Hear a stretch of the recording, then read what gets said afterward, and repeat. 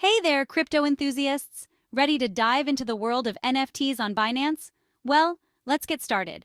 First things first, you need a Trust wallet. Download it from your App Store and set it up. It's super simple. Just follow the on-screen instructions.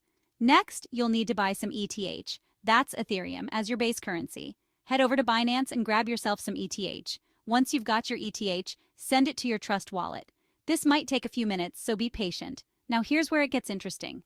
You'll need to choose a decentralized exchange or DEX to trade your ETH for the NFT you want. Popular options include Uniswap and SushiSwap. Connect your Trust wallet to the DEX of your choice. It's usually just a couple of clicks. Now trade your ETH for the coin you need to buy an NFT.